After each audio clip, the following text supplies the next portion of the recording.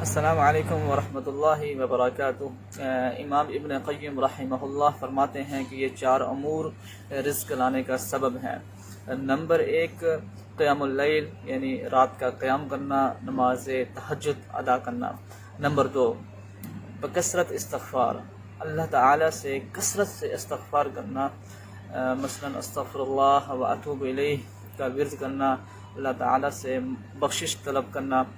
اور نمبر 3 صدقہ کرنا، اللہ کے راہ میں صدقہ کرنا۔ اور نمبر 4 ہے دن کے شروع کے حصے میں اور دن کے آخری حصے میں اللہ رب العزت کا ذکر کرنا، صبح و شام کے اذکار کرنا۔ یہ 4 امور اللہ رب العزت کو انتہائی پسند ہیں۔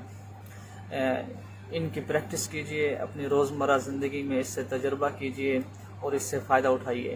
اگر فائدہ ہو تو ضرور اپنے دوستوں کے ساتھ، اپنے پیاروں کے ساتھ اس کو شیئر کیجئے تاکہ وہ بھی اس عمل سے فائدہ اٹھا سکیں۔ جزاک اللہ خیرہ۔ السلام علیکم ورحمۃ اللہ وبرکاتہ۔